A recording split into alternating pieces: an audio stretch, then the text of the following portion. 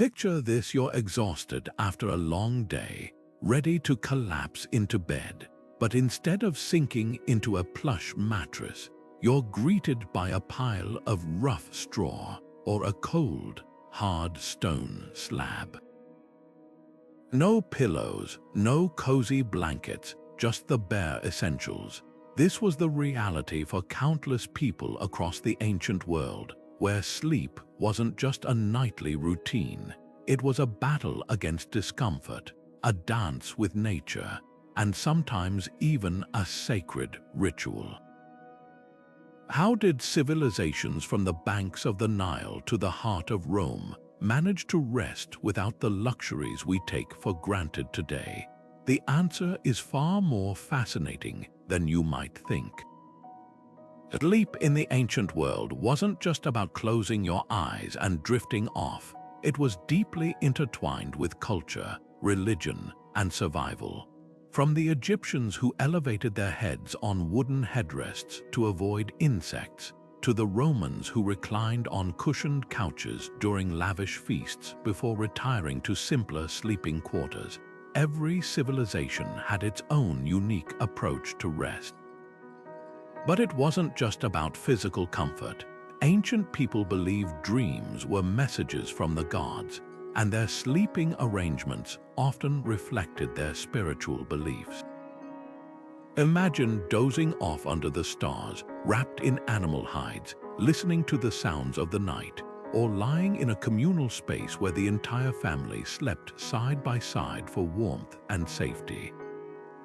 The way they slept tells us so much about how they lived. Today, we're unraveling the mysteries of ancient slumber, piecing together clues from archaeology, historical texts, and even surviving artifacts to understand how our ancestors found rest in a world without electricity, alarm clocks, or memory foam.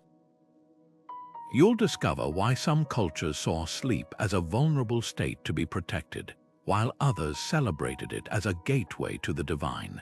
We'll explore the surprising materials they used, the rituals they followed, and the ingenious solutions they crafted to make the most of their nightly repose. By the time we're done, you'll never look at your own bedtime routine the same way again. So settle in. We're traveling back thousands of years to uncover the secrets of how the ancient world slept. The ancient Egyptians didn't just sleep, they turned rest into an art form. Their beds were far more than simple places to lie down. They were carefully crafted pieces of furniture designed for comfort, status, and even spiritual protection. Picture a frame of sturdy acacia wood, strung tightly with woven reeds to create a flexible yet supportive surface. Linen sheets, often bleached white for cleanliness, added a touch of luxury, while the wealthiest Egyptians slept on beds inlaid with ebony or ivory. But the real standout, those distinctive headrests carved from wood, stone, or even alabaster, curved to cradle the neck while keeping elaborate wigs and hairstyles perfectly intact. Imagine waking up without a single hair out of place. What's fascinating is how deeply sleep was tied to their beliefs. Beds weren't just for the living, they were essential in the afterlife too. Many Egyptians were buried with their beds or even miniature models of them, ensuring they'd have a comfortable place to rest in the next world. Some headrests bore inscriptions calling on the gods for protection, as sleep was seen as a vulnerable state, a temporary brush with death each night. And while we might think of pillows as a given, most Egyptians considered headrests far more hygienic, believing they allowed air to circulate and kept insects away. Though a few did use small cushions stuffed with straw or feathers, these were rare compared to the sleek, elevated headrests that became iconic.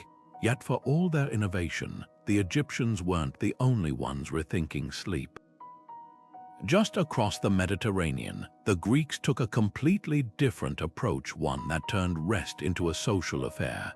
Where the Egyptians prized individual comfort and spiritual symbolism, the Greeks saw sleep as part of a larger philosophy, blending practicality with a love of communal living. Their beds were lower, often doubling as dining couches, and sleep itself was intertwined with ideas about health, dreams, and even politics. But that's a story for another moment. While the Egyptians crafted sleep as a personal sanctuary, the Greeks approached rest with a blend of practicality and philosophy. Their beds were simpler, often just wooden frames strung with leather straps or woven cords to create a flexible surface. Unlike the elevated Egyptian designs, Greek beds sat closer to the ground, sometimes even serving as dining couches during the day. This dual-purpose furniture reflected their love of communal living, where spaces seamlessly transitioned from feasting to sleeping. For wealthier households, comfort improved with wool-stuffed mattresses and fine linen sheets, but even these luxuries were modest compared to today's standards. Sleep wasn't just a physical necessity for the Greeks, it was woven into their myths and medicine. Hypnos, the god of sleep, was said to gently lull mortals into slumber, while his son Morpheus shaped their dreams. This connection between rest and the divine led to fascinating rituals. In Asclepians, healing temples dedicated to the god Asclepius, patients would undergo incubation sleep, believing dreams held messages from the gods that could diagnose illnesses or prescribe cures. Imagine lying in a sacred chamber, waiting for a vision that might reveal the remedy for your ailments. These temples became some of the earliest centers of medical sleep therapy, blending spirituality with early science. But the Greeks also recognized sleep's vulnerability. Soldiers on campaign often slept in shifts, guarding against night raids, while philosophers like Aristotle pondered sleep's purpose, theorizing it restored the body's natural balance. Even their architecture reflected this awareness. Bedrooms were often placed in the innermost parts of homes, away from street noise and prying eyes. Yet for all their thoughtfulness, the Greeks would soon be outdone by their neighbors, the Romans, who turned sleep into an extravagant social spectacle. Where the Greeks valued simplicity, the Romans embraced opulence, with multi-course meals eaten while reclining on couches that blurred the line between dining and dozing. Their approach to rest wasn't just about comfort, it was a performance of status, a way to flaunt wealth and power. The Romans turned sleep into a spectacle of status and sophistication, where even the act of resting became a display of wealth and refinement. For the elite, beds weren't just functional, they were masterpieces of craftsmanship, with frames of polished bronze or citrus wood adorned with intricate carvings, ivory inlays, or even gold leaf. Imagine sinking into a mattress stuffed with the softest goose down, layered with fine wool blankets dyed in vibrant purples and crimsons, colors reserved for the wealthy. These weren't just beds, they were statements, symbols of power that echoed the grandeur of Rome itself. Even the humbler citizens aspired to comfort, using mattresses filled with straw or reeds, though they could only dream of the luxuries enjoyed by the patrician class. But Roman sleep culture wasn't just about opulence, it was surprisingly modern in its rhythms. Many Romans practiced biphasic sleep, dividing the night into two distinct segments. They'd retire shortly after dusk for their first sleep, waking around midnight for a few hours of quiet activity. This interlude might involve reading by oil lamp, sharing conversation, or even tending to business before returning to bed for a second sleep until dawn. This segmented pattern wasn't seen as odd. It was simply the natural rhythm of life before artificial lighting reshaped our nights. Historians speculate that this practice may have allowed for deeper reflection or even heightened creativity during those quiet, nocturnal hours. Privacy, too, became a Roman innovation. Unlike earlier cultures that often slept communally, the Romans prized personal space, designing small, enclosed bedrooms called cubicula.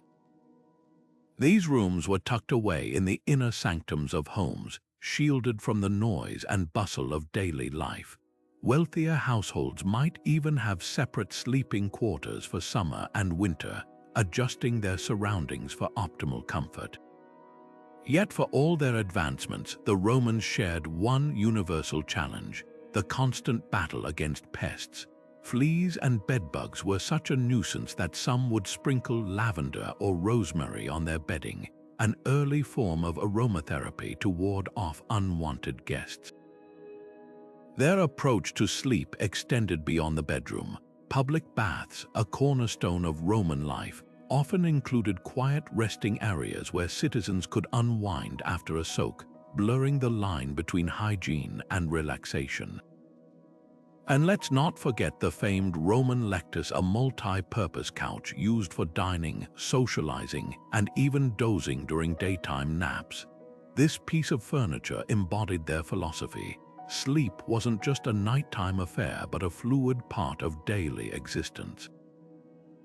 Yet as inventive as the Romans were, their sleep rituals paled in comparison to the intricate traditions developing halfway across the world. In ancient China, rest wasn't just a physical necessity but a harmony of body, mind, and spirit, guided by philosophies like Confucianism and Taoism. There, sleep became an art form, a delicate balance of posture, timing, and even the direction you faced while lying down. The Chinese believed that proper alignment with the Earth's energy could transform a night's rest into a source of vitality and longevity. While the Romans measured sleep in luxury, the Chinese measured it in Kai, the life force that flowed through every living thing. In ancient China, sleep wasn't just rest, it was a carefully orchestrated dance with nature's rhythms. The Chinese saw sleep as a vital part of maintaining harmony between body and universe, and their bedding reflected this philosophy. Unlike the plush comforts of Roman elites, traditional Chinese beds were often firm wooden platforms topped with woven mats or thin silk cushions. This might sound austere, but there was wisdom in the design. Hard surfaces were believed to support proper spinal alignment, allowing Kai, the body's vital energy, to flow freely. For the wealthy, these platforms could be elaborately carved with symbols of longevity or painted in auspicious colors, blending function with artistry. One of the most ingenious innovations was the kang, a heated brick bed found in northern China's colder regions. Built into the floor and connected to the home's stove, the kang channeled warmth directly beneath sleepers, turning the bed into a cozy refuge during frigid winters. By day, it doubled as seating or workspace, making it the heart of the home. Picture an entire family gathered on this toasty platform, sharing meals or stories before bedding down for the night. The kang wasn't just practical, it embodied the Chinese ideal of balance, efficient, communal, and perfectly attuned to the environment.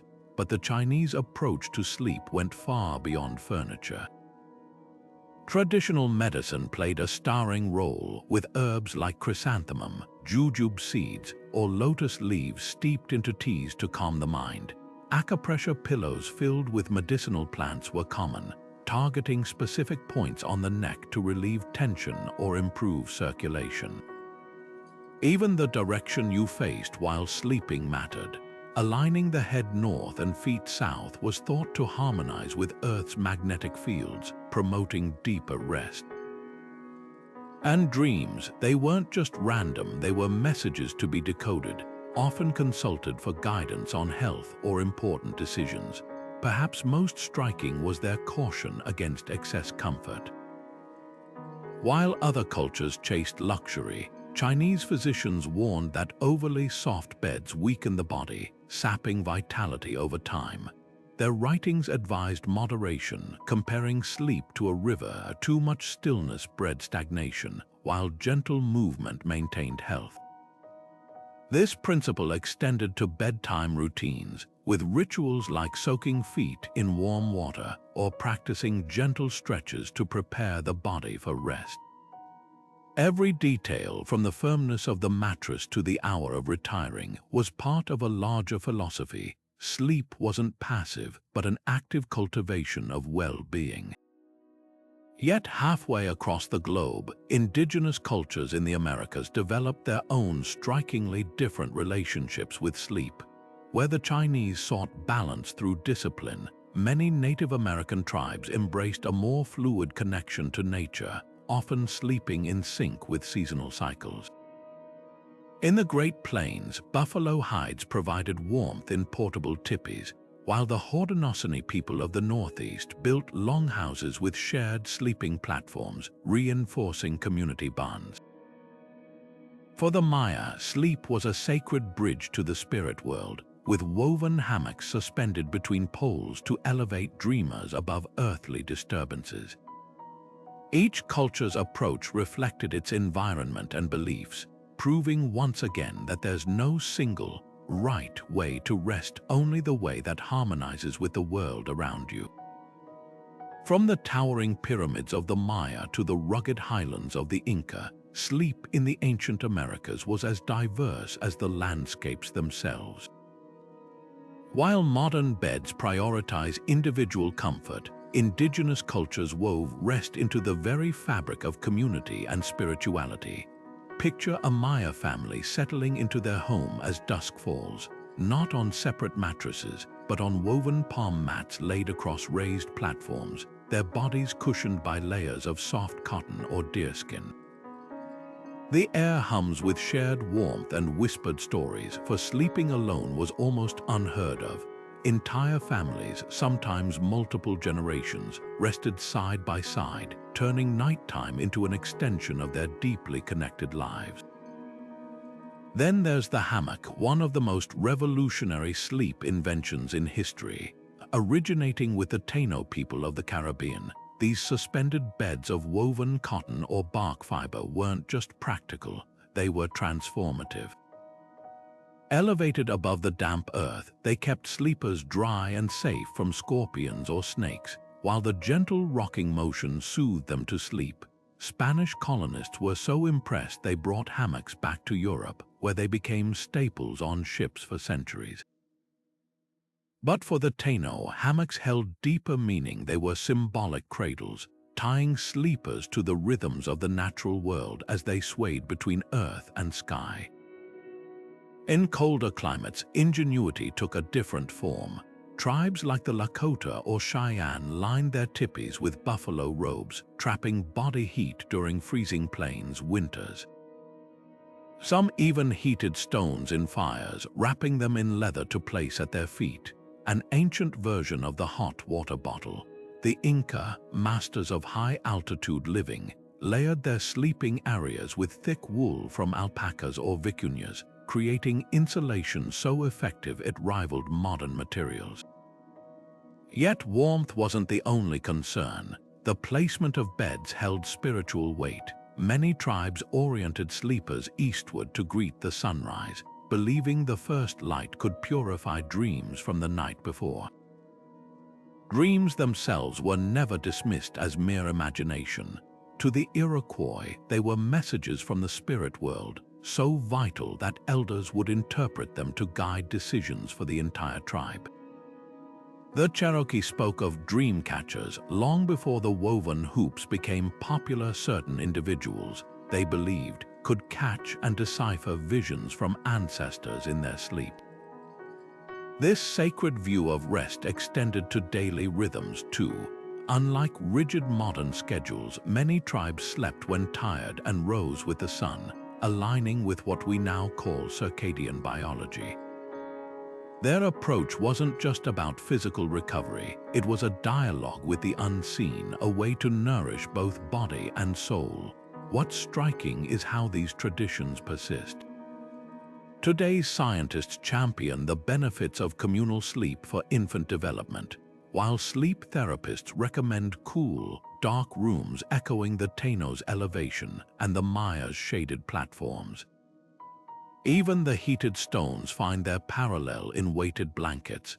These ancient practices weren't primitive, they were profoundly attuned to human needs we're only now rediscovering.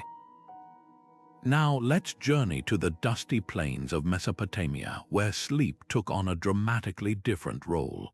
In the world's first cities, rest wasn't just personal, it was political.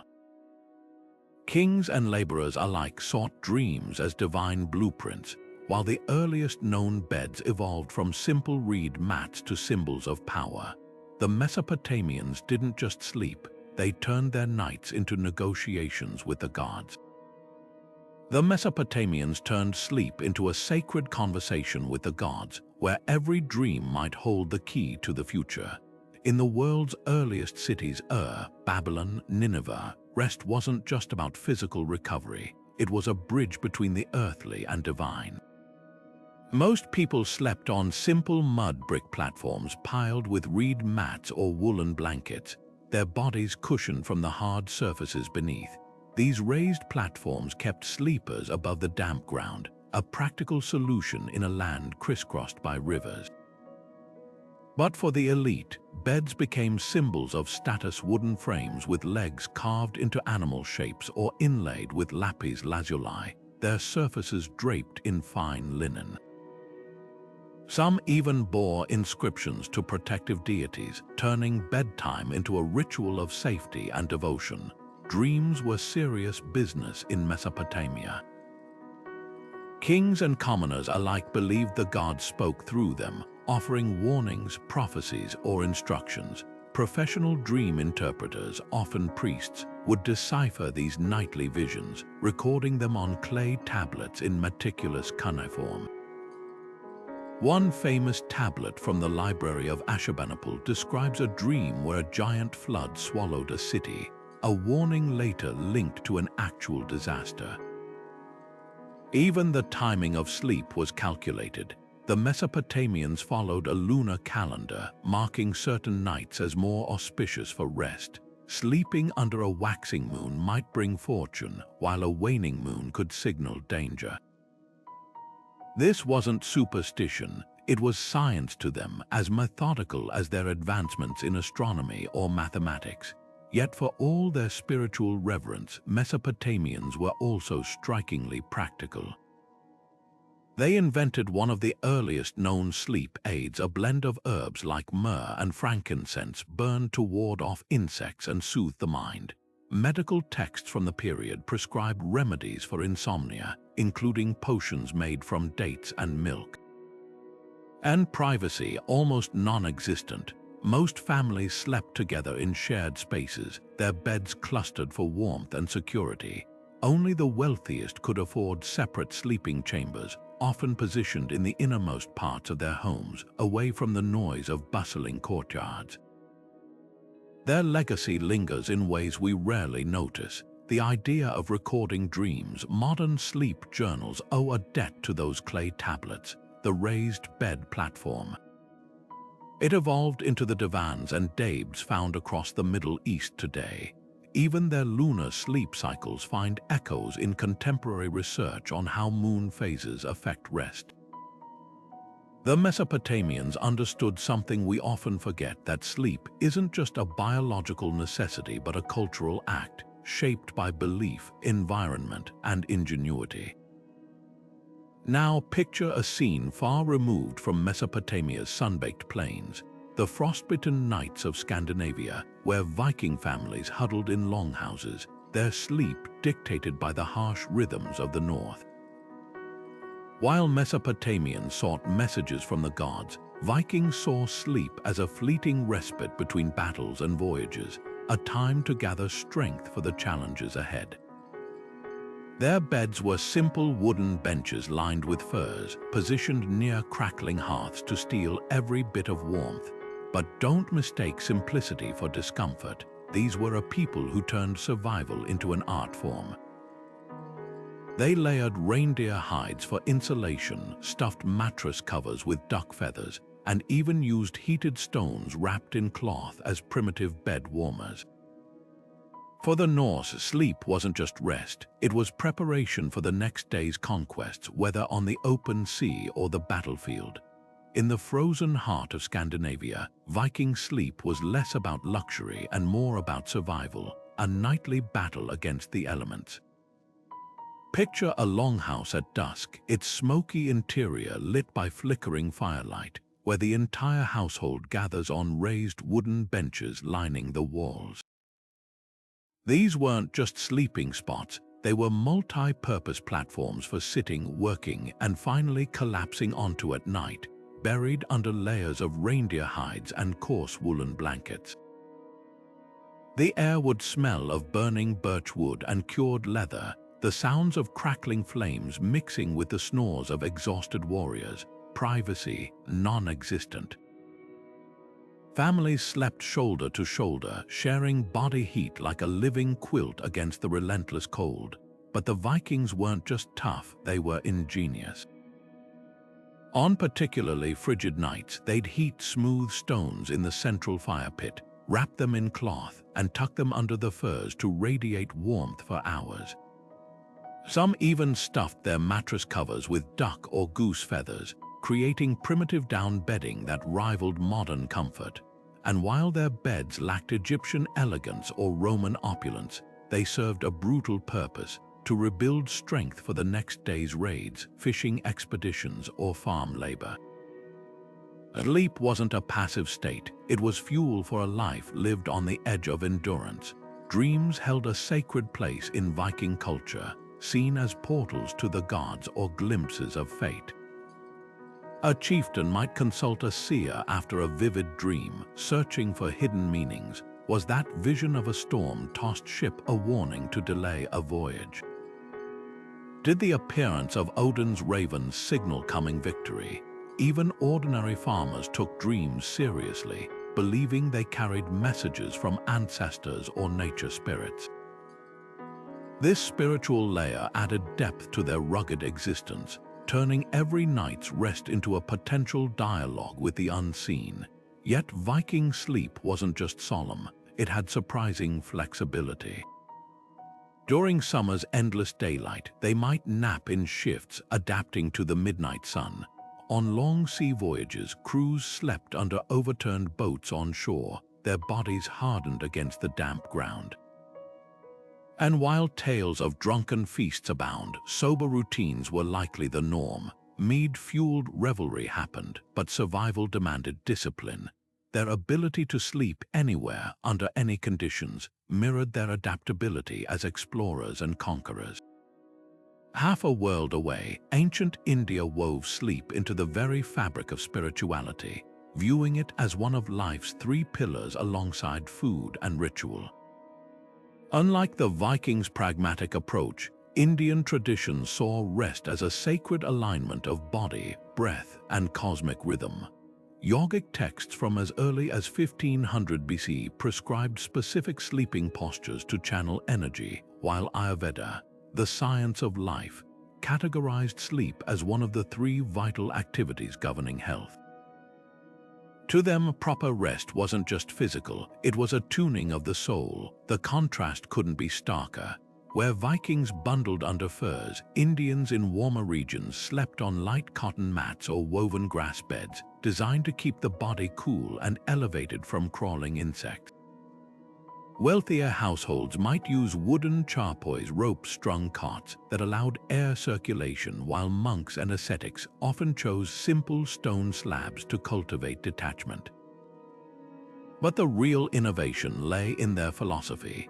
Ancient texts like the Upanishads described sleep as a state where the soul briefly reunites with universal consciousness, a concept that transformed bedtime into a meditative practice. Timing mattered deeply. Ayurvedic teachings divided the night into segments aligned with the body's natural rhythms, warning against late sleep as a disruptor of digestion and mental clarity. They even had a term for the ideal pre-sleep ritual, Brahma Muhurta, the serene hour before dawn reserved for meditation or study. And dreams, they were more than omens, they were reflections of karma, past lives, or even divine instruction.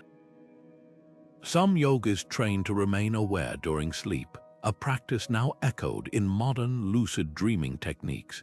Perhaps most fascinating was their caution against excess. While Romans glorified lavish beds, Indian physicians warned that oversleeping dulled the mind and weakened the body. Their manuals advised waking with the sunrise, a habit now backed by science for regulating circadian rhythms. Even their bedtime rituals, sipping warm milk with turmeric, massaging the feet with oil, mirror today's sleep hygiene tips. The Vikings saw sleep as armor against the cold. Ancient India saw it as a bridge to enlightenment. Two worlds, one truth. How you sleep reveals how you live. Ancient India's approach to sleep was a masterclass in balance, where rest wasn't just physical recovery but a sacred alignment of body, mind, and spirit. Picture a yogi lying on a simple grass mat beneath the open sky, his body aligned with the earth's energy, breath slow and deliberate. This wasn't deprivation, it was intentionality. Even in wealthier homes where cotton-stuffed mattresses and silk covers might grace carved wooden beds, there was a cultural reverence for restraint. The ancient texts of Ayurveda, dating back over 3,000 years, didn't just recommend sleep. They prescribed it like medicine, detailing precise positions, timings, and even dietary rules to optimize its healing power. Sleeping on the left side, for instance, was believed to aid digestion, while facing east invited the sun's revitalizing energy at dawn. Dreams held a profound place in this system. Unlike fleeting nightly distractions, they were considered windows into deeper consciousness, messages from the soul or even past lives.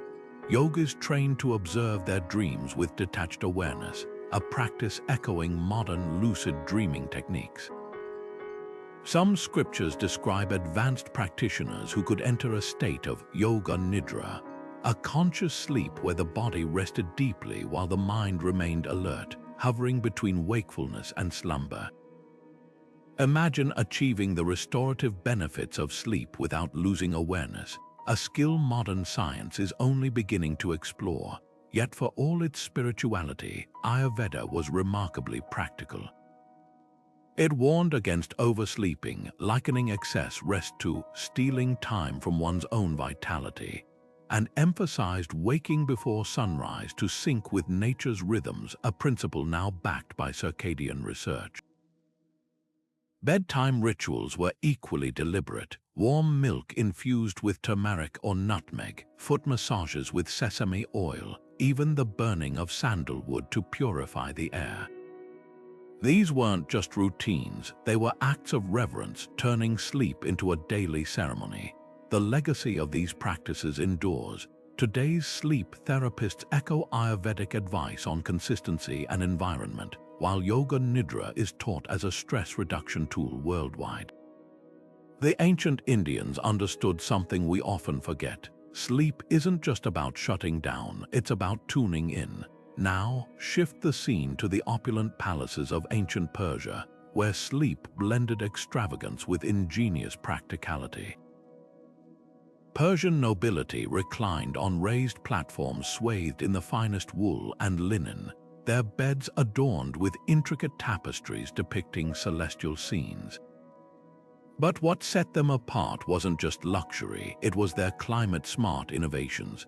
In the scorching summers, they slept on rooftop terraces under canopy drapes, catching desert breezes, while winter nights were spent in subterranean chambers warmed by qanats, underground channels that circulated heat from nearby fires. Their beds often included a clever feature: elevated headrests with hollow compartments filled with cooling rosewater or warming herbs, depending on the season. Yet even in grandeur, the Persians shared India's holistic view. Physicians like Avicenna wrote extensively on sleep's role in health, prescribing specific hours for rest based on age and constitution. Dream interpretation flourished, with royal courts employing specialists to decode visions for political guidance. Whether on a simple mat or a silk-draped divan, sleep in the ancient world was never just about closing one's eyes. It was an art, a science, and a bridge to the unseen. The Persians transformed sleep into an experience of both luxury and practicality, crafting solutions as elegant as they were ingenious. Picture a noble reclining on a low wooden bed draped in richly dyed linens, his head propped on a bolster stuffed with the softest cotton, a world away from the stone slabs or straw mats of earlier civilizations. These beds weren't just furniture, they were feats of engineering designed to combat the extremes of their environment. In the scorching summers, sleepers retreated to rooftop terraces or ventilated rooms with lattice windows where desert breezes could circulate. Come winter, they moved to subterranean chambers warmed by qanats, ancient underground aqueducts that channeled heat from nearby fires. Even their mattresses were climate adaptive, filled with wool for insulation in colder months or lighter cotton when temperatures soared. But Persian innovation didn't stop at comfort. They understood the science of rest long before modern sleep studies, valuing daytime naps as essential for mental clarity. Physicians like Avicenna wrote detailed prescriptions for sleep, advising short rests after meals to aid digestion and warning against oversleeping, which they believed dulled the senses. The wealthy even had dedicated nap rooms adorned with cooling marble and silk curtains where they could retreat for midday repose. This wasn't indulgence, it was a calculated strategy for productivity, a concept modern workplaces are only now rediscovering with the rise of corporate nap pods. Their bedding materials were equally advanced. Intricate carpets woven with symbols of paradise did more than decorate. They insulated sleepers from cold floors and added layers of comfort. Some beds featured hollow headrests filled with rosewater in summer to cool the skin or aromatic herbs in winter to soothe respiration. Even the humblest households embraced these principles, using stacked rugs as mattresses and wool-stuffed sacks as pillows. The Persian genius lay in blending opulence with functionality, creating sleep solutions that were as beautiful as they were practical. What's striking is how many of their ideas persist. The qanat system inspired modern radiant heating, while their ventilated rooms foreshadowed today's passive cooling designs. Even the humble bolster evolved into the decorative pillows we now pile onto our beds. The Persians didn't just sleep, they elevated rest to an art form, proving that comfort and innovation could flourish even in the harshest climates. Now, journey to the vast and varied landscapes of ancient Africa, where sleep adapted to environments ranging from dense rainforests to sweeping savannas. While the Persians perfected climate-controlled luxury, African civilizations crafted solutions as diverse as their terrain. Along the Nile, Egyptians slept on raised platforms to avoid crawling insects, while in the grasslands of the Sahel, nomadic tribes layered animal skins over woven mats for portable comfort. The San people of the Kalahari curled into shallow pits lined with embers to stay warm during chilly nights, a technique that maximized heat retention with minimal resources. Each community's approach reflected a deep understanding of their surroundings, proof that there's no one-size-fits-all formula for rest. In West Africa's tropical regions, humidity shaped sleep culture. The Yoruba people elevated their beds on stilts, allowing air to circulate beneath and keep sleepers cool. These frames, often carved with protective symbols, were topped with raffia mats that wicked away sweat, an early form of moisture-wicking fabric. Meanwhile, the Swahili coast stone houses featured built-in sleeping niches with ventilation shafts, channeling ocean breezes through bedrooms. Even bedtime rituals were environmentally attuned. Many communities burned specific woods to repel mosquitoes long before the invention of nets or repellents. Perhaps most fascinating was the social role of sleep. In many African cultures, rest was a communal act, strengthening bonds and ensuring safety. The Maasai of East Africa slept in concentric circles within their nkangs, with warriors positioned outermost to guard against night predators. Children often shared beds with grandparents, weaving oral traditions into dreams. And unlike the segmented sleep of Europeans, many African societies embraced natural cycles, rising and retiring with the sun, a rhythm modern science now confirms aligns perfectly with our circadian biology. From the Persians' climate-smart designs to Africa's resourceful adaptations, these ancient innovations reveal a universal truth: sleep isn't just biology. It's a reflection of how we interact with our world, a dialogue between culture, environment, and ingenuity. Whether on a Persian divan or a Kalahari hearth, the quest for rest has always been a story of human creativity. Across the vast and varied landscapes of Africa, sleep was never a one-size-fits-all practice. It was a masterclass in adaptation. In the golden savannas, families stretched out on woven grass mats, their bodies cushioned from the hard earth by layers of supple animal hides. These mats weren't just practical, they were portable, easily rolled up and carried by nomadic tribes following the rhythms of the seasons. But venture into the rainforests, and you'd find a different solution: entirely elevated bamboo beds suspended above the damp forest floor, keeping sleepers dry and safe from scurrying insects. Every design choice reflected an intimate understanding of the environment, turning rest into an act of harmony with nature. Communal sleeping was more than just practicality, it was a cultural cornerstone. Among the Maasai of East Africa, warriors slept in tight circles around the perimeter of their enclosures, shields within arm's reach, ready to defend against nighttime predators. This arrangement wasn't just about safety, it reinforced social bonds with whispered stories and shared warmth, weaving the group closer together. Contrast that with the Swahili coast, where stone houses featured private sleeping niches, their arched alcoves offering secluded retreats for individual reflection. Even in shared spaces, subtle hierarchies emerged. Elders often rested in the most protected spots, while children nestled close to hearths or doorways, their sleep patterns reflecting the community's values. Herbal wisdom played a starring role in African sleep rituals. Across the continent, healers prescribed aromatic plants like wild lavender or chamomile, steeping them into teas or stuffing them into cloth pouches tucked beneath pillows.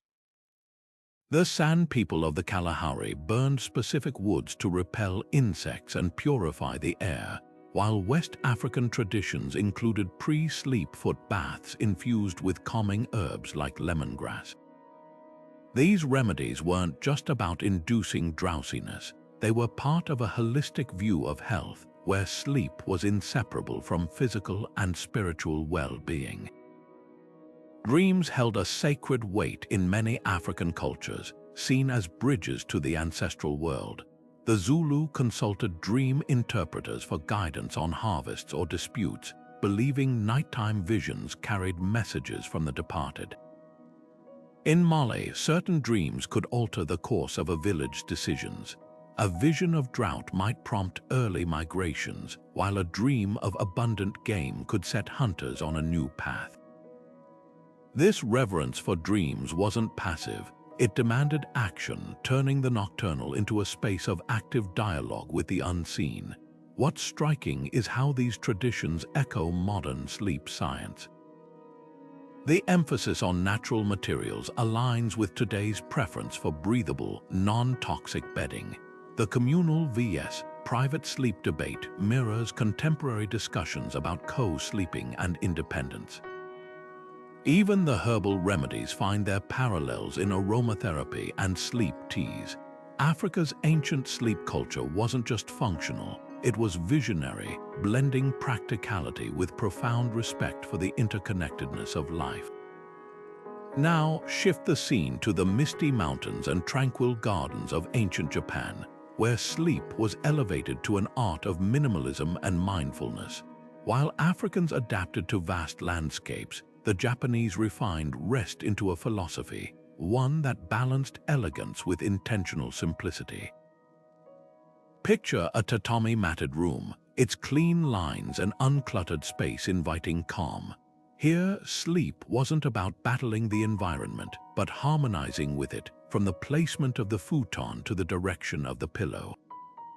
Every detail was a meditation on balance, a lesson in how less could truly be more. In ancient Japan, sleep wasn't just rest, it was a disciplined art of simplicity and intention.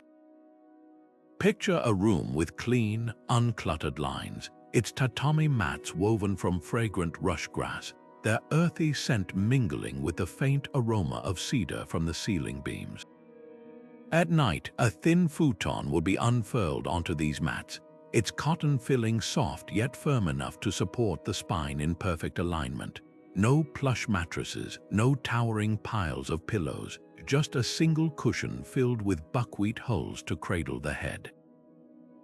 This minimalist approach wasn't about deprivation, it was a philosophy. The Japanese understood that true comfort came from harmony, not excess, and their sleeping arrangements reflected a deep respect for the body's natural posture. By day, the futon would be folded and tucked away, often stored in sliding door cabinets called oshiaya. This daily ritual did more than save space in compact homes. It transformed the bedroom into a living area, reinforcing the idea that sleep should occupy only its rightful portion of life. There was poetry in this rhythm. The same floor that hosted daytime meals and meditation would cradle dreams at night, blurring the line between waking and resting spaces. Even the bedding itself was designed for renewal, aired regularly in the sun to keep it fresh and resilient, a practice still common in modern Japan. But perhaps the most fascinating custom was inamyori, the art of sleeping while present. Unlike Western views of napping as laziness, the Japanese saw brief daytime dozes as a sign of diligence, a way to recharge without fully disengaging from responsibilities. Samurai were known to nap sitting upright, their posture poised enough to spring into action if needed. Merchants might nod off in bustling market stalls, their bodies resting while their minds remained attuned to the world around them. This wasn't careless slumber, it was a skill, a way to honor the body's needs without surrendering to indulgence. Preparation for sleep was equally deliberate. Evening tea ceremonies, with their precise movements and serene focus, served as a bridge from the day's chaos to nighttime calm. The ritual of brewing and sipping matcha wasn't just about caffeine, it was a meditation, a slowing of the breath and mind. Some households practiced yojohan, the 4.5 tatami mat rule, designing bedrooms to be just spacious enough to lie down but small enough to feel secure, like a cocoon. Even the direction of the pillow mattered, placing it to the north aligned sleepers with Earth's magnetic field, a belief shared with ancient Chinese traditions. The contrast to modern sleep habits is striking. Where today's bedrooms overflow with gadgets and distractions, the Japanese approach was one of intentional subtraction. Their disciplined rest wasn't just about physical health, it was a reflection of broader values: respect for space, mindfulness of the body, and a reverence for the transitions between day and night. Now journey to the misty highlands and oak forests of the ancient Celts, where sleep was woven into a world of magic and mystery. Unlike the Japanese focus on minimalism, Celtic traditions saw the night as a realm of spirits and omens, where dreams were threads in a larger tapestry of fate. Druids taught that sleep was a sacred threshold, a time when the soul could wander into the otherworld and return with wisdom or warnings. Their beds were often simple piles of straw or fur-lined benches, but their beliefs transformed these humble arrangements into portals to the unseen. The Celts saw sleep as a mystical journey where the boundary between worlds grew thin and dreams carried messages from the unseen. In their roundhouses, warmed by crackling central hearths, families would settle onto simple straw-filled mattresses or piles of thick animal furs, their bodies positioned radially around the fire like spokes on a wheel. This arrangement wasn't just practical, it was symbolic, reflecting their belief in the cyclical nature of life and the interconnectedness of all things. The hearth's glow did more than ward off the chill of northern winters. It was a sacred flame, thought to protect sleepers from wandering spirits as their souls ventured into the other world. Druids held the keys to interpreting these nightly voyages. They taught that dreams weren't random but intricate tapestries woven by the gods, full of omens and wisdom. A farmer might dream of a bountiful harvest, only to have a druid reveal it signaled an upcoming drought, a warning to store extra grain. Warriors recounted visions of battles, which seers would decode as either promises of victory or calls for caution. Even the timing of sleep followed cosmic rhythms. During Samhain, the festival marking the new year, the Celts believed the veil between worlds was thinnest. Nights grew longer, and with them, sleep deepened, not just for rest, but as a sacred act of communion with ancestors. Their connection to nature shaped every aspect of slumber. Oak trees, revered as portals to divine knowledge, often sheltered outdoor sleeping spots in warmer months. Some druids slept near sacred springs, believing the water's murmur could carry prophecies into their dreams. And while their beds lacked the opulence of Persian nobles or the precision of Japanese futons, they embodied a profound truth. Sleep was a partnership with the natural world, not a retreat from it. Now, imagine trading the smoky warmth of a Celtic roundhouse for the vast, star-strewn skies of the Pacific. Ancient Polynesians didn't just sleep under the stars, they navigated by them, their rest as fluid as the ocean currents that carried their voyaging canoes. On remote islands with no need for walls, families often slept on woven palm mats in open-air shelters, lulled by the rhythm of waves and the rustle of coconut fronds. Their beds were simple, sometimes just layers of soft tapa cloth or fragrant grasses, but their understanding of rest was anything but. For these master navigators, sleep was synchronized with the environment in ways modern science is only beginning to appreciate. They followed the moon's phases, sleeping longer during darker nights and rising with the dawn to fish or tend crops. On long voyages, crews slept in shifts, their bodies attuned to the subtle movements of the stars they used to steer. Even dreams played a practical role. Some legends tell of navigators receiving course corrections in their sleep, as if the ocean itself whispered directions. What's striking is how their sleep habits mirrored their relationship with the sea. Just as they read the waves for signs of distant land, they listened to their body's natural rhythms, resting when tired and waking when refreshed. No rigid schedules, no artificial light, just a seamless harmony with the world around them. While the Celts sought messages from the spirit realm, Polynesians found guidance in the constellations above, proving once again that how we sleep reveals who we are. Polynesian sleep wasn't just about resting, it was a symphony with the sea itself. Picture a thatched hut perched on a white sand beach, its open sides letting in the salt-tinged breeze as families settled onto finely woven palm mats. These weren't mere sleeping surfaces, their tight weave provided cushioning while allowing air to circulate, a natural cooling system perfected over generations. When cooler nights swept in, sleepers would wrap themselves in tapa cloth blankets made from pounded bark, sometimes dyed with intricate patterns telling family stories. The rhythmic sound of waves became their lullaby, the moon's phases their alarm clock, with entire villages drifting off under star canopies so bright they seemed within reach. Communal sleeping wasn't just practical, it wove the fabric of society tighter. In those open-air huts, grandparents, parents, and children slept side by side, their shared warmth more than physical. Elders whispered ancestral tales as children drowsed, planting seeds of navigation lore or fishing wisdom that would blossom in dreams. Safety came from numbers too. With no walls to bar predators or rival groups, the collective presence of the village was their best defense. Even the arrangement held meaning. Seasoned fishermen often slept closest to the shore, attuned to subtle shifts in wind or tide that might signal pre-dawn fishing opportunities. Their sleep rhythms danced with the ocean's moods. After nights spent harvesting reef fish by torchlight, daytime naps were essential, taken in the dappled shade of coconut palms. Voyagers on long canoe journeys mastered segmented sleep, napping in rotations so someone always kept watch for shifting currents. Some navigators claimed the ocean spoke to them in dreams, revealing hidden reefs or schools of tuna, a phenomenon modern scientists might attribute to subconscious processing of environmental cues.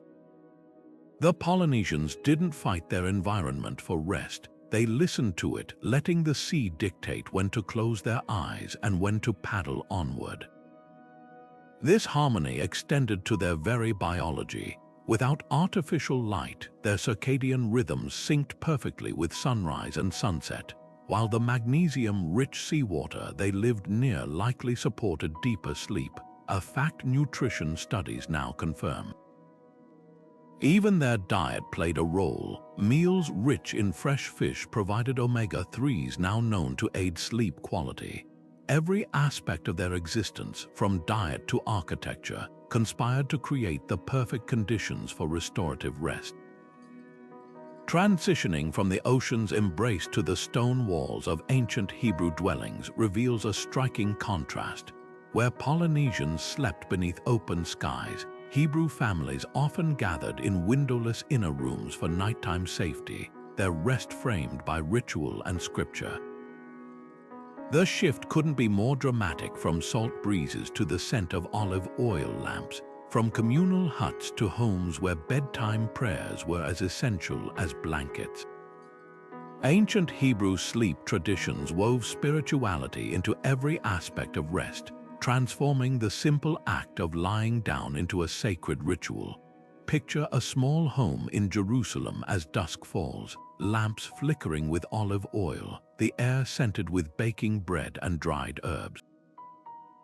Families would unroll thin woven mats or settle onto low wooden frames draped with woolen blankets, their bedding humble but purposeful. Unlike the ornate beds of Egyptian nobles or Persian elites, Hebrew sleeping arrangements reflected modesty and devotion, designed more for function than luxury.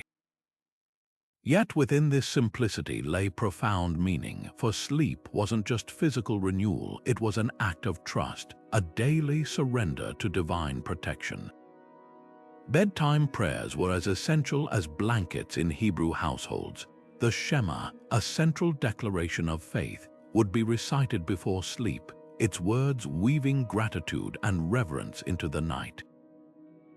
Parents taught children that closing their eyes was an act of faith, a reminder that just as God watched over them waking, so too would He guard their rest. This mindset transformed sleep from vulnerability into spiritual practice.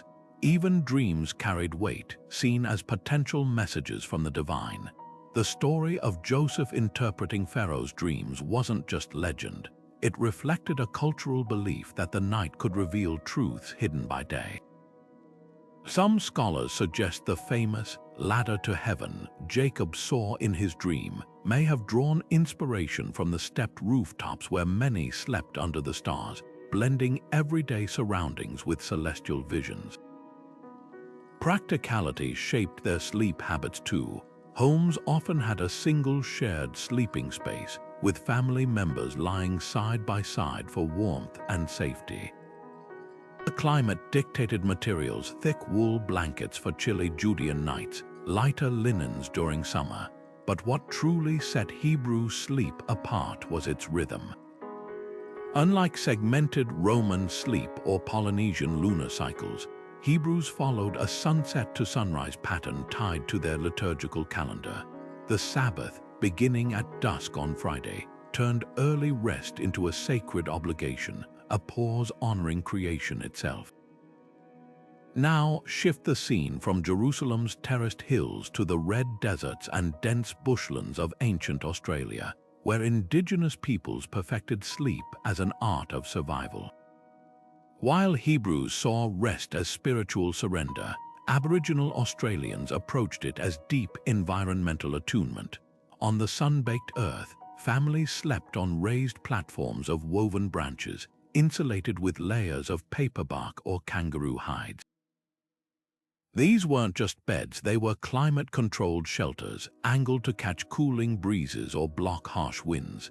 Every element, from the direction sleepers faced to the timing of their rest, reflected an intimate dialogue with the land. Dreams held even greater significance here, forming the backbone of cultural knowledge.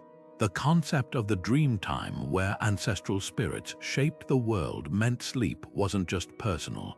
It connected each person to creation stories and communal memory. Elders taught that certain dreams required interpretation, carrying warnings about weather shifts or hunting opportunities. Unlike the Hebrew model of divine messages, Aboriginal traditions viewed dreaming as participatory, a space where the sleeper could actively engage with the timeless narratives of their people. Practical innovations abounded. In the tropical north, sleepers suspended woven nets between trees to avoid damp ground and biting insects, an early form of the hammock. Desert communities dug shallow pits in the sand, lining them with embers for radiant heat during freezing nights. Fire management became a sleep aid too. Carefully tended flames repelled predators while smoke discouraged mosquitoes. Just as Hebrews recited prayers for protection, Aboriginal Australians performed rituals to ensure safe passage into the dreaming realm, singing or painting symbols associated with ancestral guardians. The contrast between these traditions reveals a universal truth. Sleep has always been more than biology, whether framed by scripture or sung into being under starry outback skies. Humanity's oldest rest rituals reflect our deepest values: faith, connection, and the eternal dance between comfort and survival. For Aboriginal Australians, sleep was never just about closing one's eyes. It was a sacred dialogue with the land itself. Picture a family group settling around a crackling campfire as the last embers of daylight fade, their beds nothing more than scooped-out hollows in the warm sand or layers of soft paper bark peeled from eucalyptus trees. This wasn't deprivation, it was genius. The sand conformed to the body like nature's memory foam, radiating residual heat long after sunset, while the paper bark's fibrous layers provided insulation from the cold desert ground. Positioned in concentric circles around the fire, elders would take the warmest spots closest to the flames, with children nestled safely inward, a living blueprint of protection and care that turned bedtime into an act of community. Nighttime was when dream time came alive. As stars blazed overhead, elders would weave stories of ancestral spirits who shaped the rivers, mountains, and constellations, their voices rising and falling like the wind through the gum trees. These weren't mere bedtime tales, they were living maps, legal codes, and spiritual guides passed down through generations. A child falling asleep to stories about the rainbow serpent wasn't just being entertained, they were learning the sacred geography of their homeland, the seasonal patterns of plants and animals, and their own place in an unbroken chain of kinship. Dreams that followed were seen as continuations of these narratives, with certain visions requiring interpretation by elders upon waking. A hunter might dream of a wounded kangaroo, signaling the need to avoid that area the next day, or a waterhole might appear in someone's sleep, guiding the community to hidden resources. Their sleep rhythms mirrored the environment with uncanny precision. Without artificial light, bodies naturally synced with the dawn-dusk cycle, waking as the first hunter-gators began their morning songs. This wasn't rigid discipline, it was effortless attunement. Cooler morning hours were for hunting and foraging, while the scorching midday sun invited rest in shaded shelters, a practice modern sleep scientists now recognize as aligning perfectly with our circadian dips in alertness. Even their sleep positions reflected environmental wisdom. Curled on their sides with knees drawn up, they minimized heat loss during chilly desert nights, while in the tropics, sleepers stretched out on elevated platforms to catch cooling breezes. Fire was both protector and sleep aid.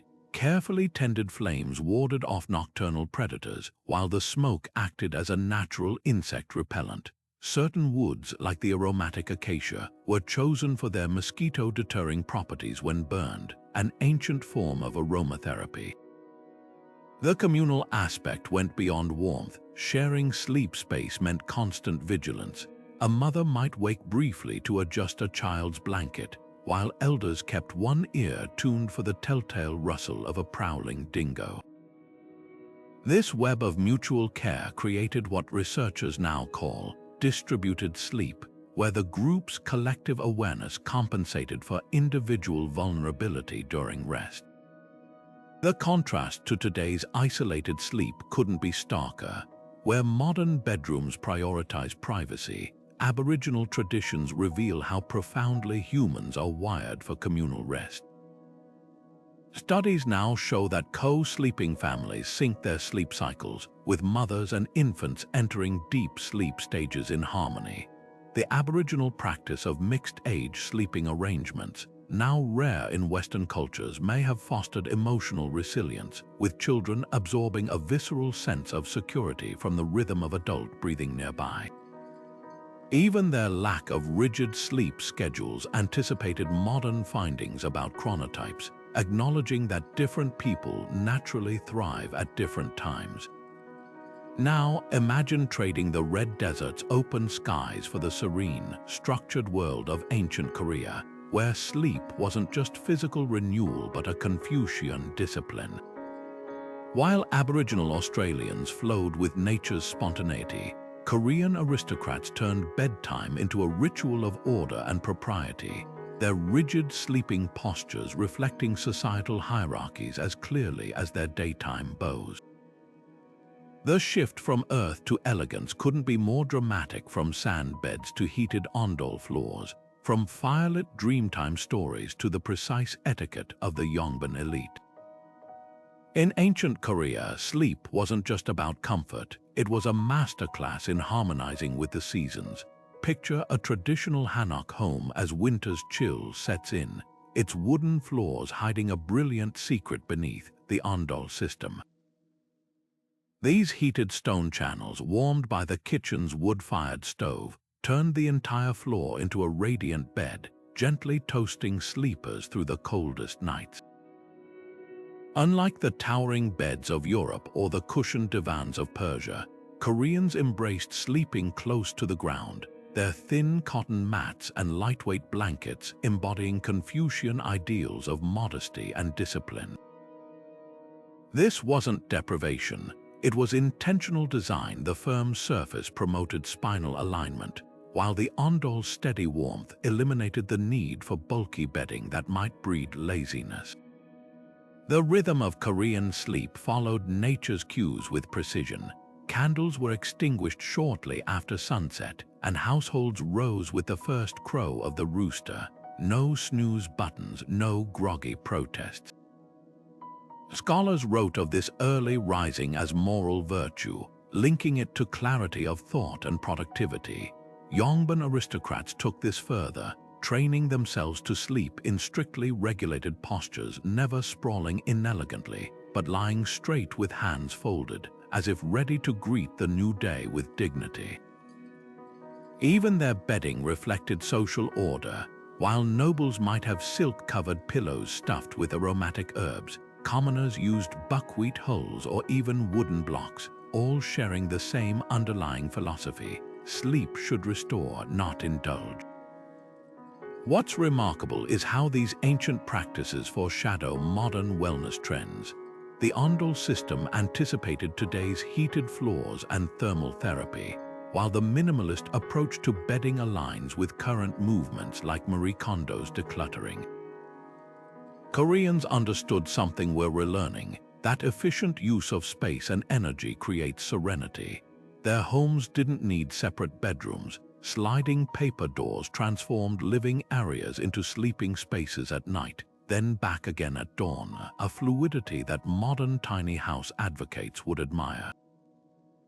Yet for all their practicality, Korean sleep held deeper meaning. The ondol's warmth wasn't just physical, it symbolized the heart of the household, often originating from the kitchen where meals were prepared, a literal and figurative nurturing of family. Bedtime rituals reinforced this, with children bowing to parents before retiring, weaving respect into the fabric of nightly rest. Now, shift your gaze across the Pacific to the mist-shrouded pyramids of the Maya, where sleep wasn't just earthly renewal but a cosmic conversation. While Koreans aligned with seasonal rhythms, the Maya synchronized slumber with celestial cycles, believing dreams carried messages from the gods themselves. Their hammocks suspended between carved pillars did more than elevate sleepers above damp ground. They became symbolic bridges between the earthly realm and the spirit world, swaying like pendulums between dimensions. The Maya transformed sleep into a sacred dialogue with the cosmos, weaving celestial cycles into every aspect of rest. Picture a thatched roof home in Tikal as twilight falls, its interior dominated by an elevated wooden platform draped with finely woven palm mats. This wasn't just furniture, it was a necessity. In the humid rainforest, raising sleeping surfaces kept families dry, away from creeping insects and the damp earth. But these platforms held deeper meaning, positioned to align with architectural sightlines to Venus or the Pleiades. They turned bedtime into an astronomical event. The Maya didn't just observe the stars, they slept beneath their influence, believing planetary movements shaped the quality of dreams and the potency of divine messages. Dreams were the Maya's sacred hotline to the gods, meticulously recorded and interpreted by priest scholars. A ruler might consult a dream of a jaguar before declaring war, while farmers sought visions of rain to time their plantings. The Dresden Codex, one of the few surviving Maya books, contains entire sections on dream omens, linking celestial events to their nocturnal echoes. Imagine a priest scrutinizing a noble's dream of a falling star, cross-referencing it with the current position of Mars before advising whether to proceed with a temple dedication. This wasn't superstition. It was a sophisticated system where astronomy, theology, and daily life converged under the night sky. Their calendar governed sleep as rigorously as it did harvests or ceremonies. Certain nights, like those when the moon conjuncted with specific constellations, were considered optimal for prophetic dreams. Rituals preceded these occasions, burning copal resin to purify the air, fasting to sharpen visions, or arranging quartz crystals beneath sleeping mats to amplify spiritual receptivity. Even sleep posture had significance. Lying on one's left side might invite communications from ancestral spirits, while sleeping face up aligned the body with the world tree, the axis connecting earthly and heavenly realms.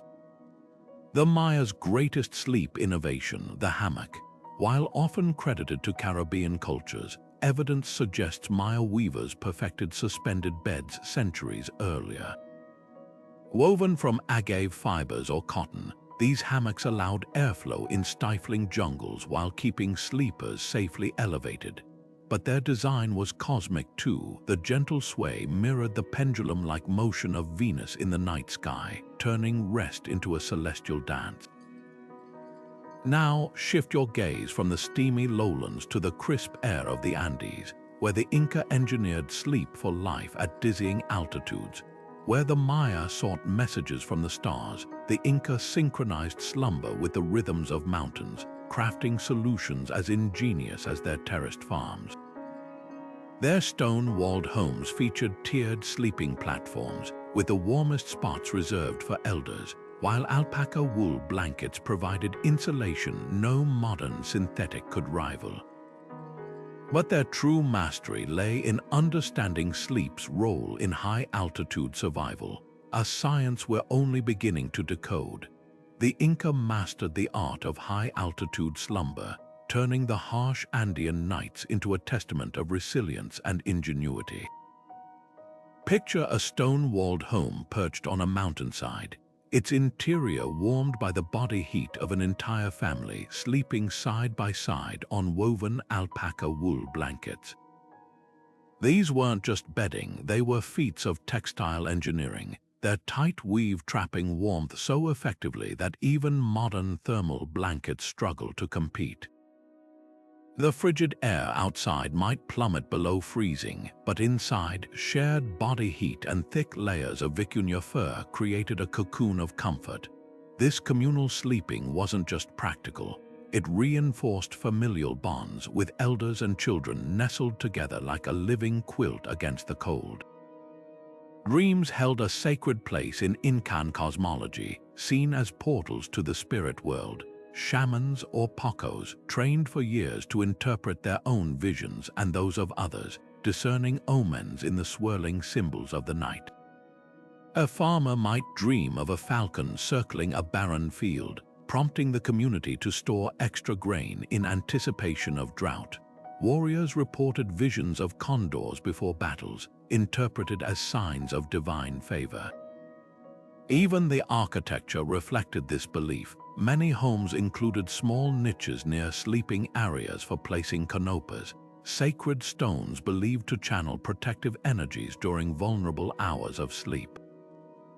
Surviving at such dizzying elevations required biological adaptation. Modern scientists now understand that the Inca likely developed genetic traits allowing more efficient oxygen use during sleep, a gradual evolution forged over generations in the thin air. Their bedtime rituals supported this. Chewing coca leaves before rest wasn't just ceremonial. The mild stimulant helped regulate breathing patterns, combating altitude-induced insomnia. They also practiced controlled hypothermia, using the temperature swings between day and night to train their bodies to conserve energy, a technique extreme athletes now emulate for high-altitude endurance. What's striking is how their pragmatic solutions mirrored their spiritual beliefs. The same wool blankets that warded off cold were woven with symbolic patterns invoking the sun god in Thai, blending utility with devotion. Sleeping positions mattered too. Lying curled on one's right side was thought to align the body with the path of the sun, ensuring vitality upon waking. Every aspect of Incan sleep, from the materials to the timing, reflected a profound dialogue between environment and belief. Now, journey from the Andes to the misty peaks of the Himalayas, where Tibetan monks transformed sleep into a form of meditation. While the Inca bundled together for warmth, Tibetan practitioners sought to transcend physical needs entirely, training their bodies to rest in ways that blurred the line between sleep and enlightenment.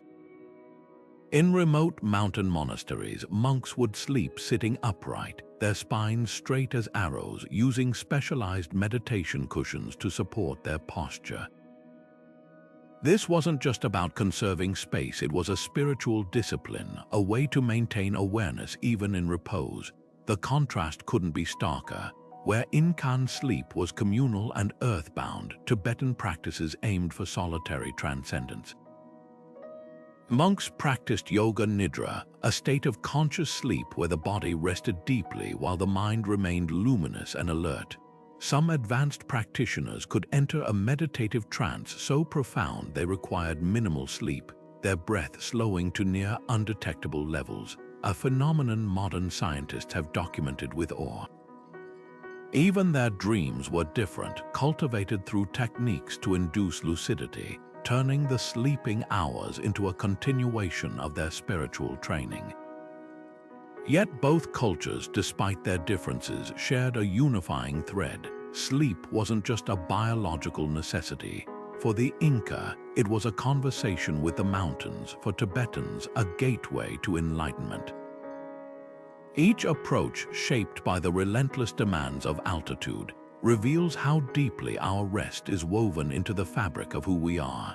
Now, let's descend from these dizzying heights to explore a civilization that turned sleep into a public spectacle: the Vikings, whose beds were as rugged as their reputations.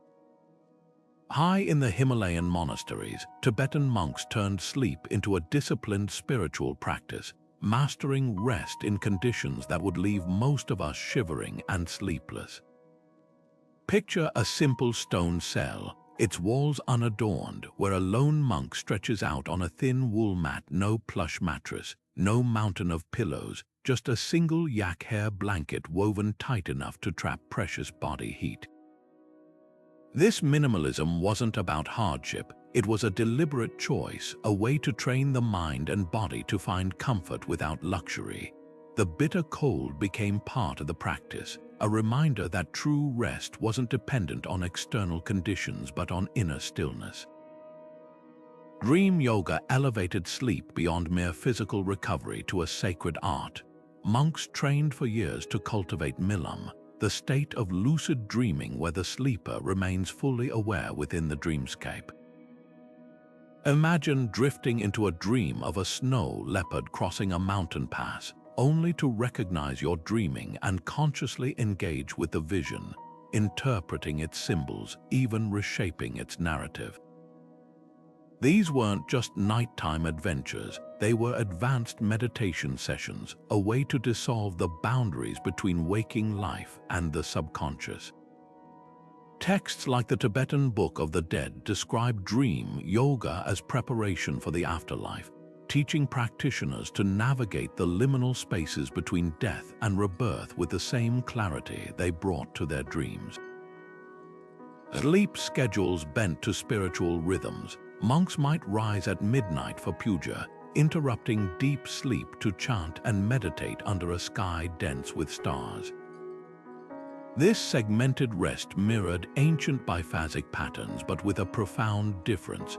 The waking hours weren't for chores or conversation, but for transcendent practice. The cold air sharpened focus, the silence amplifying each breath.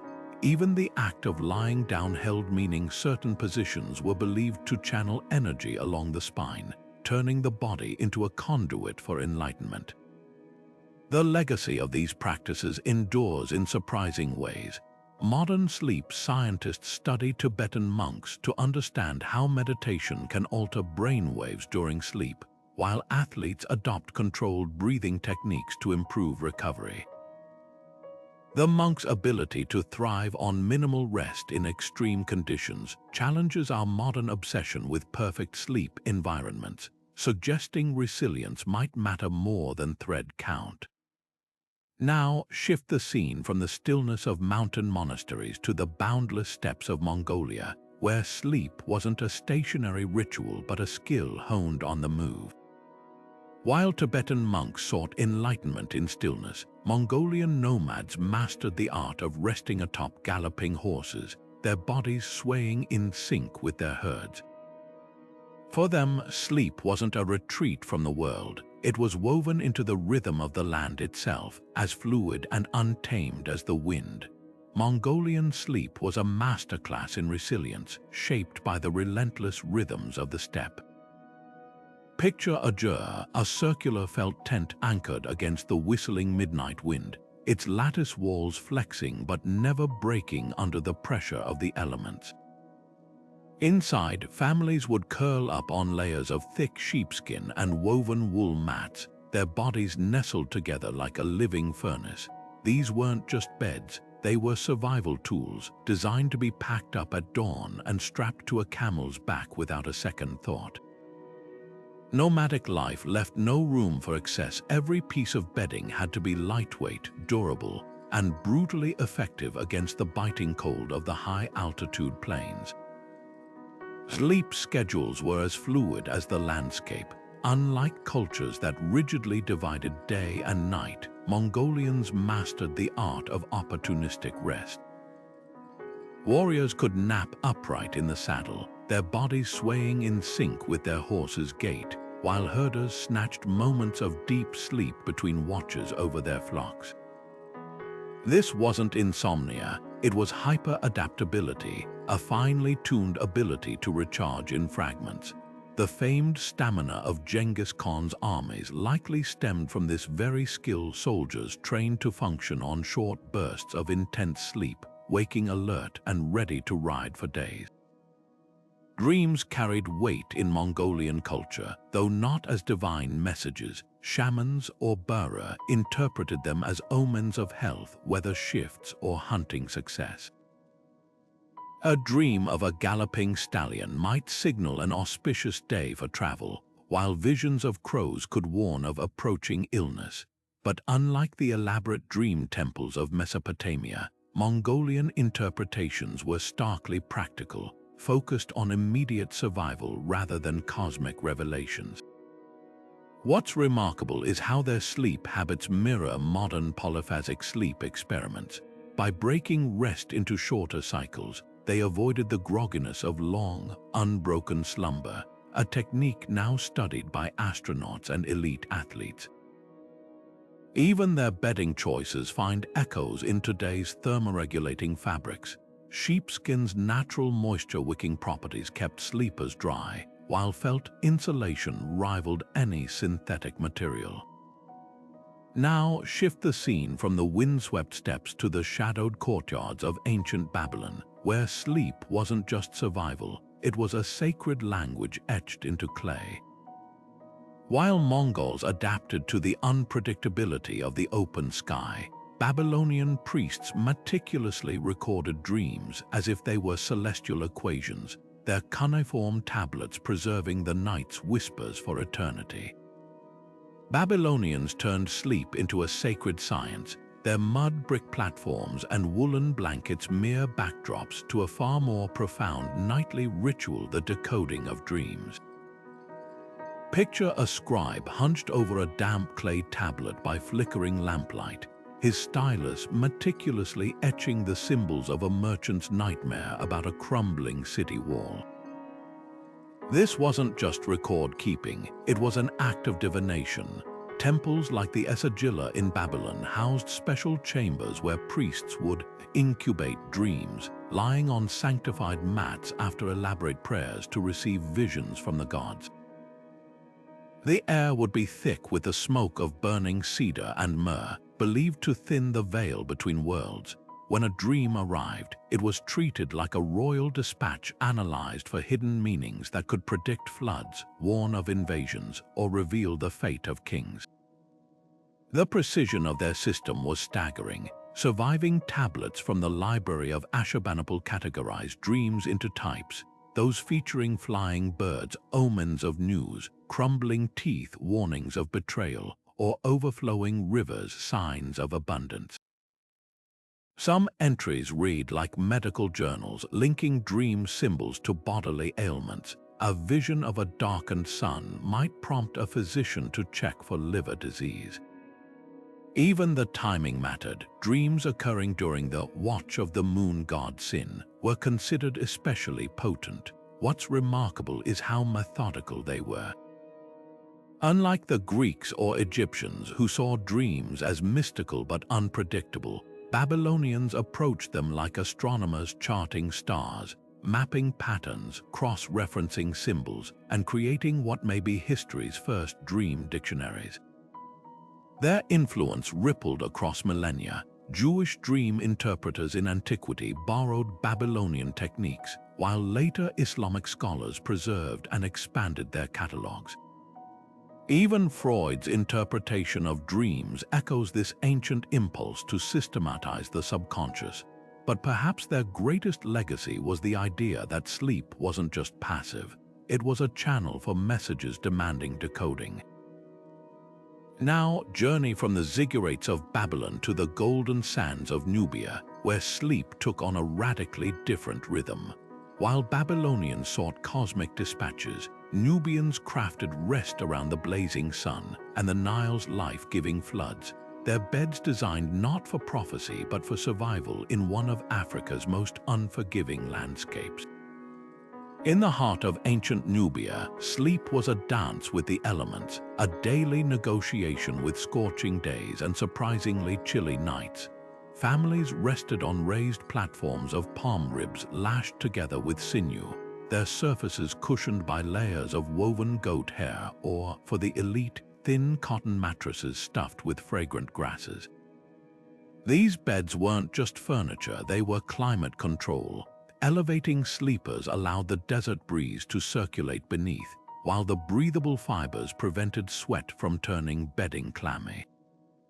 The wealthier Nubians took it further, carving headrests from ebony or ivory into graceful curves that cradled the neck while keeping elaborate hairstyles intact, a practical solution that doubled as a status symbol.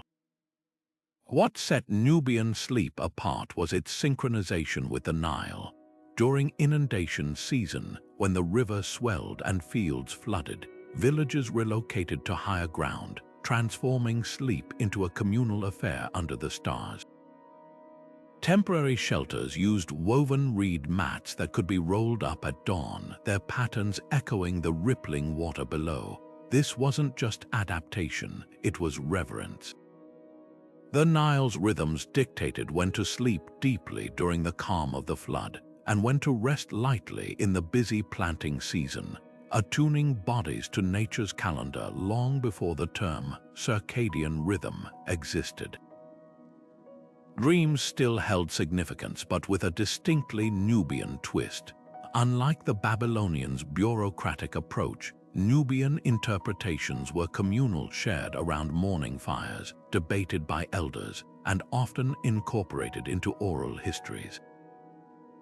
A child's dream of a hippopotamus might prompt the village to reinforce river barriers, while a queen's vision of a falcon could inspire temple artwork. Their legacy lingers in modern Sudan, where traditional Angab beds still use the same woven designs, and the Nile's pulse remains the unspoken metronome of daily life. From the desert's stark simplicity, we now turn to a culture that wrapped sleep in silk and philosophy, the Han Dynasty of China, where rest became a careful balance of Confucian discipline and Taoist harmony. While Nubians slept to the river's song, the Chinese refined slumber into an art of precise postures and medicinal teas, proving once again that how we sleep reveals who we are. Nubians mastered the art of sleeping smart in one of the world's harshest environments, turning their beds into ingenious climate control systems. Those raised palm rib platforms weren't just about avoiding scorpions. They were early air conditioning, leveraging the desert's natural temperature swings. By elevating sleepers, the breeze could circulate beneath, cooling the surface while the woven goat hair mats wicked away sweat.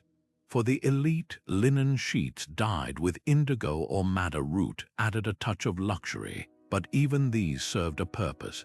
The tight weave kept out fine sand that could otherwise infiltrate every fold of fabric. And when the Nile's annual flood turned valleys into shallow lakes, entire villages would relocate to higher ground, their beds becoming portable islands of comfort atop the waterlogged earth. Sleep schedules revolved around the sun's brutal arc. Midday naps weren't indulgences but survival tactics, with families retreating to shaded alcoves during peak heat.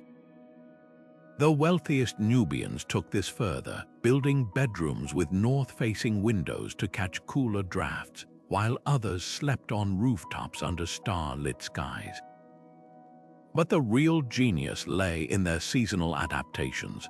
When the Nile swelled, its life-giving waters brought humidity, and with it, mosquitoes. Nubians responded by burning aromatic resins like frankincense to repel insects, creating history's earliest mosquito nets from finely woven linen draped over sleeping platforms. Dreams were more than nighttime stories. They were threads connecting the living to a tapestry of ancestors. A vision of a crocodile might prompt a fisherman to avoid a certain bend in the river, while a dream of a departed elder could inspire a family to leave offerings at a gravesite. Unlike the Babylonians' rigid dream dictionaries, Nubian interpretations were fluid, woven into morning conversations and communal decision-making. This wasn't superstition, it was a sophisticated form of ecological intuition, where dreams became another way to read the land's subtle cues. Now trade the desert's golden sands for the Phoenicians' shimmering coastline, where sleep harmonized with the Mediterranean's tides. While Nubians elevated their beds to escape heat, Phoenician sailors perfected the art of sleeping on swaying ships, their rest as fluid as the waves beneath them. Phoenicians didn't just sleep, they mastered rest in motion, turning the rocking waves into their lullaby. Picture a merchant galley cutting through moonlit Mediterranean waters, its crew curled in woven hammocks strung between cargo crates. These weren't the leisurely swings of tropical palm trees, but taut, efficient slings designed to keep sailors from rolling onto the deck during storms. Every sway of the ship became a rhythm, every creak of the hull a familiar nighttime chorus. Ashore, their coastal homes featured raised platforms draped with linen or papyrus mats, allowing sea breezes to cool sleepers after sun-baked days of trading Tyrian purple or Lebanese cedar. But it was on the open water where Phoenician sleep truly revealed its ingenuity. Dreams were their celestial compass. Before embarking on perilous voyages beyond the Pillars of Hercules, sailors would gather at dawn to recount nighttime visions. A falcon circling might hint at fair winds, while storm-tossed waves in a dream could delay departure. Captains consulted priests to interpret these omens, blending practicality with mysticism. This wasn't mere superstition, it was early risk management. The same merchants who invented the alphabet kept meticulous logs linking dream symbols to subsequent weather patterns, creating a crude but effective database of maritime intuition. Even their hammocks held symbolic weight. Suspended between sea and sky, sleepers became conduits between realms, their dreams potential messages from the gods of wind and tide. Alertness was a currency as vital as silver. Phoenicians pioneered segmented sleep long before it had a name, with crews napping in rotating shifts to keep ships manned day and night. The faint glow of oil lamps would illuminate the faces of those on watch, their eyes scanning for rocky coastlines or rival vessels while their shipmates dozed below deck. This rhythm, broken yet purposeful, mirrored their trading routes, short bursts of intense activity punctuated by brief, strategic rests.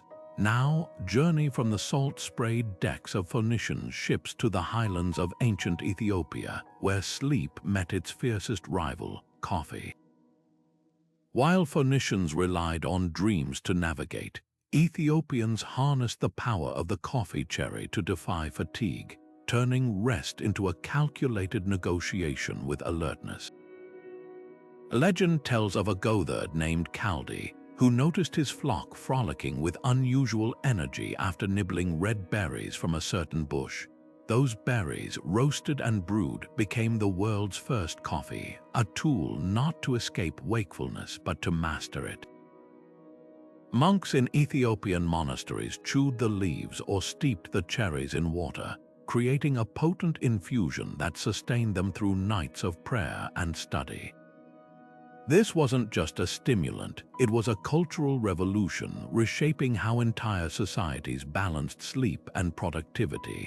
The contrast couldn't be starker. Where Phoenicians surrendered to the sea's rhythms, Ethiopians wrested control over drowsiness with nature's own chemistry. Their bunna ceremonies, elaborate coffee rituals still practiced today, transformed caffeine into a sacred social bond, shared from hand-carved jabina pots.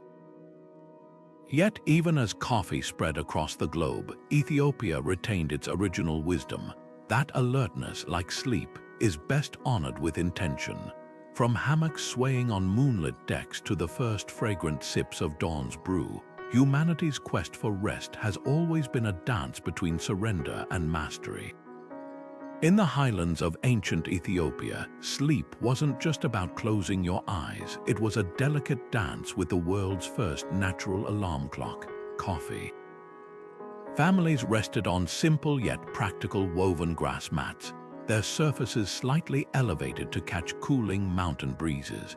But the real revolution happened during waking hours, when the ruby-red cherries of the coffee plant transformed into a sacred tool for mastering alertness.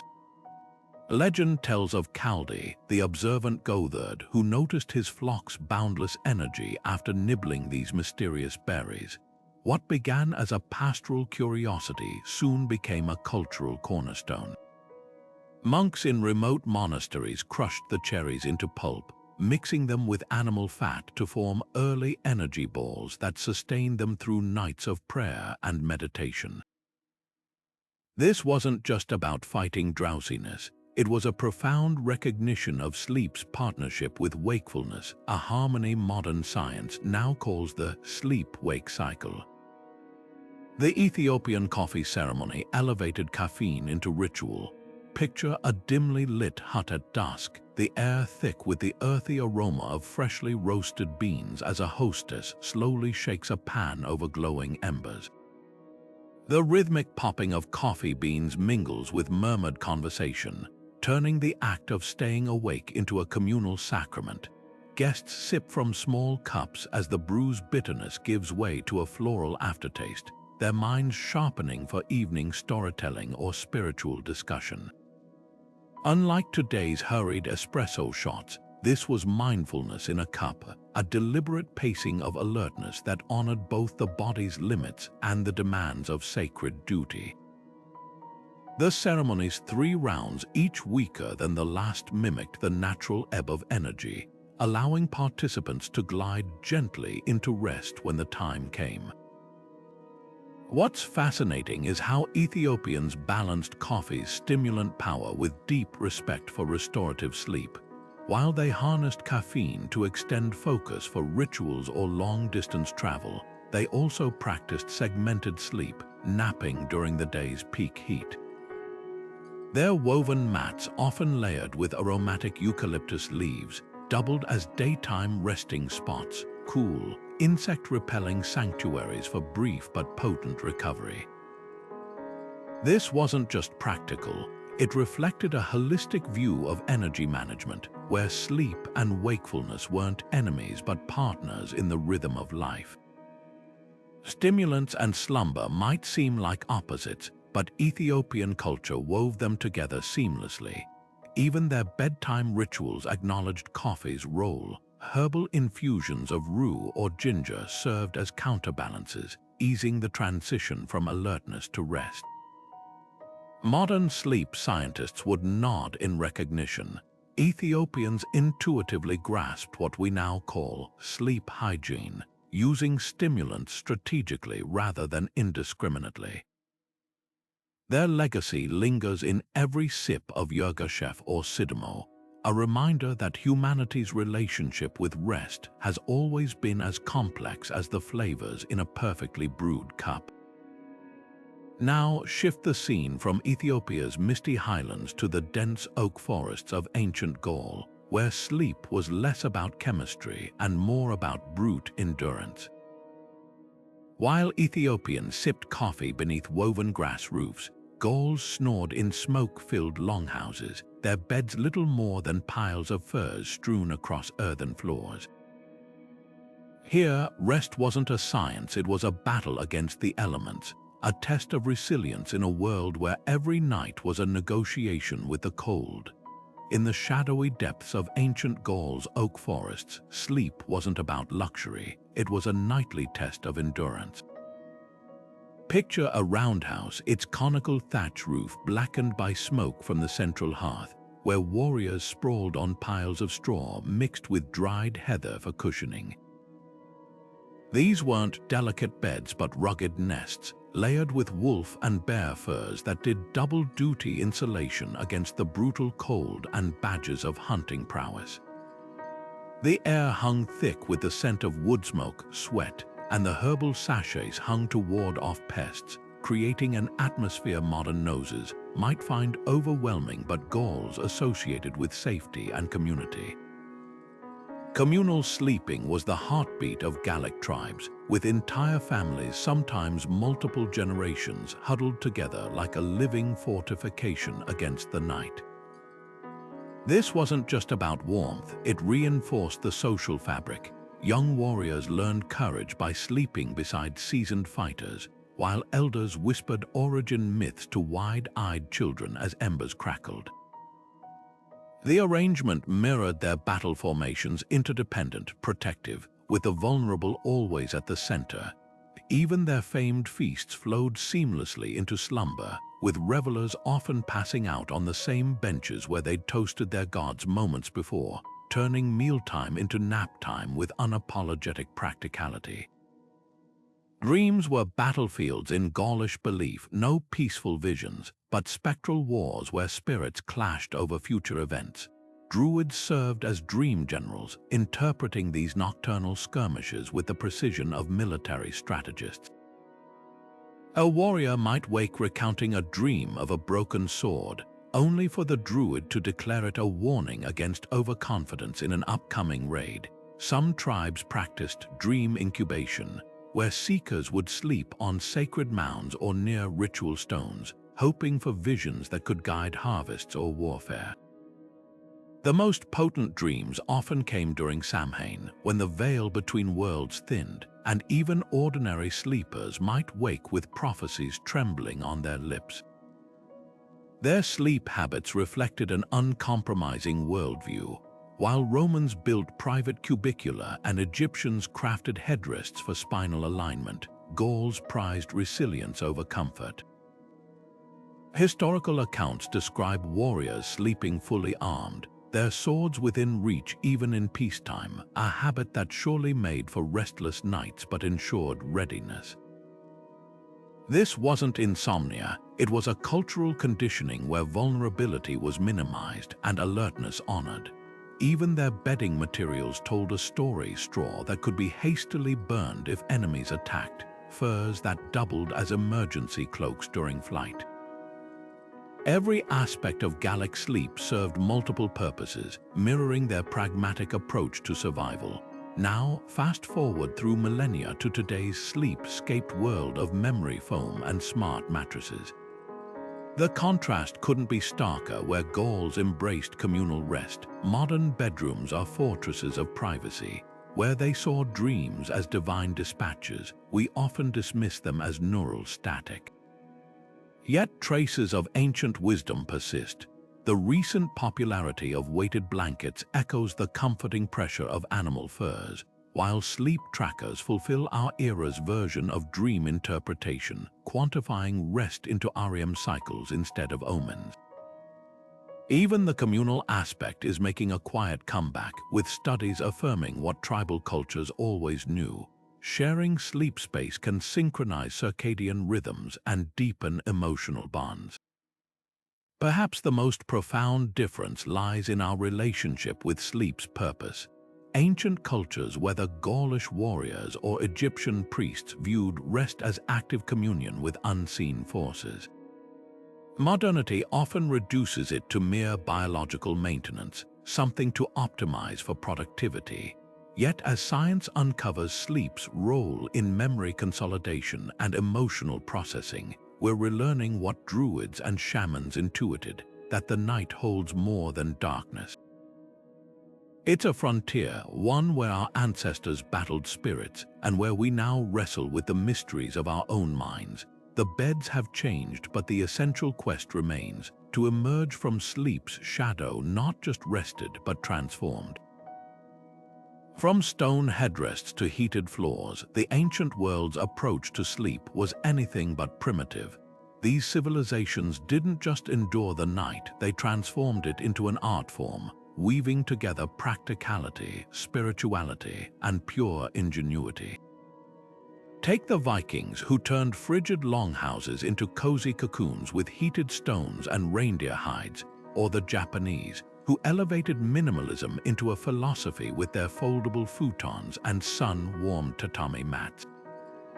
Even the humble hammock, born from the rainforests of the Americas, revolutionized rest by blending comfort with pest-proof practicality. Every culture's solution was a mirror of its values, whether it was the Maya aligning their beds with Venus or the Persians engineering climate-controlled bedrooms centuries before central air. What's astonishing is how many of these ancient ideas still hold up today. Modern sleep scientists now champion biphasic sleep, the very rhythm Romans and Polynesians followed naturally, while weighted blankets echo the comforting pressure of Gaulish animal furs. The Egyptian obsession with spinal alignment, you'll find it in every ergonomic pillow ad. Even our fascination with dream interpretation has roots stretching back to Babylonian priests and Aboriginal elders who saw the subconscious as a source of wisdom, not just random neural fireworks. The more we learn about ancient sleep, the clearer it becomes. Our ancestors weren't just surviving the night, they were mastering it. Yet for all our memory foam and smart alarms, we've lost something too. The communal sleep of Maasai warriors or Inuit families wasn't just about warmth. It forged bonds that modern isolation can't replicate. The sacred rituals of the Druids or the Ayurvedic tea ceremonies turned bedtime into a mindful transition, not a crash landing after scrolling through screens.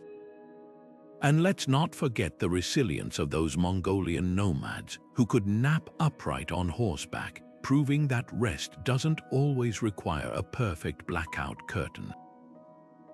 Maybe the real luxury isn't a high-thread count sheet, but the ability to sleep deeply anywhere, anytime, surrounded by stars or sea spray. So tonight, as you sink into your mattress, take a moment to appreciate the millennia of innovation beneath you. That pillow, it's the great-great-grandchild of an alabaster headrest, your bedtime tea, a distant cousin of those Ayurvedic infusions, and if you wake at 3 a.m., don't stress, you're just channeling the Romans' midnight creativity burst. The past isn't just preserved in pyramids and pottery, it lives on in the quiet, everyday miracle of a good night's sleep. If this journey through the shadows of history left you curious, hit that subscribe button. We've got more mysteries to unravel, from forgotten foods to lost technologies. Drop a comment below sharing your own sleep quirks or the ancient habit you'd love to try.